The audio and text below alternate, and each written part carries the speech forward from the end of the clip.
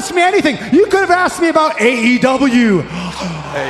WWE कभी कभार ही किसी और रेसलिंग कंपनी का नाम लेती है और खास तौर पर अपने विरोधी ऑर्गेनाइजेशन का नाम तो कभी नहीं लेती। लेकिन जब से 2019 में ऑल एलिट रेसलिंग का लॉन्च हुआ है, WWE ने कई बार AEW का जिक्र किया है। हम उन सब की बात करेंगे, पर अभी हम सिर्फ उस समय की बात कर रहे हैं जब WWE ने AEW का जिक्र टीवी पर किया। यह कंपनी ने खुद ऑल एलिट रेसलिंग के बारे में पब्लिक स्टेटमेंट दी। कोडी रोड्स के WWE रेसलमेनिया 38 में लौटने के बाद ये कुछ ही समय की बात थी जब कोई AEW में उनकी अतीत का जिक्र करता और सेथ रॉलिंस ने इसे करने का फैसला लिया और उन्होंने ये कहा, Every single day that you were gone, you and your little friends, you tried to tear down what I was building here.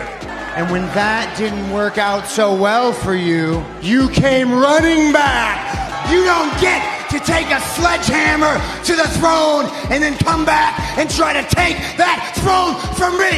नवंबर 2021 में CM पंक और MJF के बीच रिंग में एक जोरदार कहासुनी हुई। दोनों ने एक दूसरे की बहुत बेइज्जती की और दोनों ने WWE के बारे में बहुत कुछ कहा और ताने भी दिए। उनमें से एक मिज के बारे में था।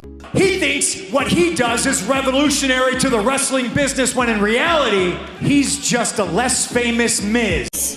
चाहे वो ये चुभने वाली बात हो या और भी बात हो जो पंक और मिज ने की, पर WWE ने एक हफ्ते बाद AEW पर खुद से हमला किया। एज रॉ में वापस आते हैं और उनका सामना मिज से होता है, जिसकी वजह से द रेटेड आर सुपरस्टार कुछ ऐसे कहते हैं, You have people on other shows saying your name just to get a cheap reaction. You live rent free in a lot of heads.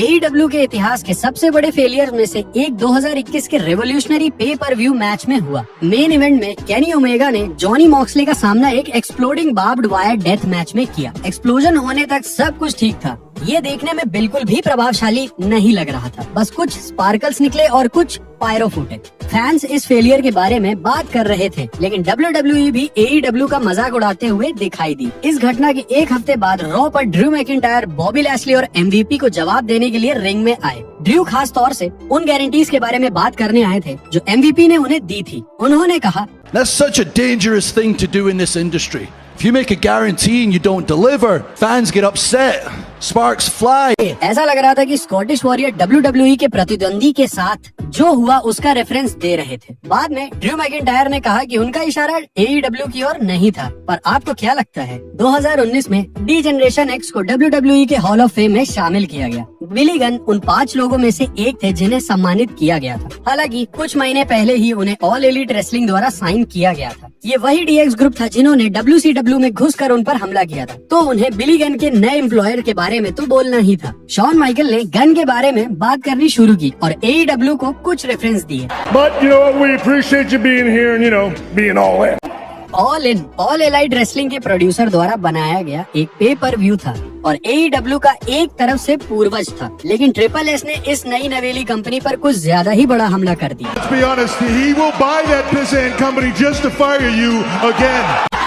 जनवरी 2022 में टोरंटो स्टार ने WWE और AEW की तुलना करते हुए एक आर्टिकल प्रकाशित किया। उन्होंने बताया कि कैसे AEW के टीवी व्यूअर्स की संख्या और रेटिंग WWE के शो के करीब आती जा रही है और WWE की तुलना में AEW का कंटेंट कहीं ज्यादा बेहतर है। एक चौंका देने वाला काम जिसके बारे में किसी ने नहीं सोचा था। WWE ने इस तुलना को बेकार बताते हुए एक पब्लिक स्टेटमेंट दे दी। उन्होंने ये कहा, अगर आप दिसंबर 31 के उस सेल्फ म्यूटेशन TNT इवेंट को देखें जिसने कई औरतों को चोट पहुंचाई, तो ये बहुत जल्दी साफ हो जाएगा कि ये दोनों बहुत ही अलग बिजनेस हैं। एटीट्यूड एरा में हमारे प्रोडक्ट्स भड़काऊ थे, पर 2022 की दुनिया में हम उस तरह के खतरनाक और हिंसक प्रदर्शन पर विश्वास नहीं करते। ये नेटवर्क पार्टनर, स्पॉन्सर्स, वेन्यू, बच्चों को या फिर सामान्य जनता को बिल्कुल भी पसंद नहीं है। पर WWE इसके बारे में पूरी तरीके से झूठ बोल रहा था।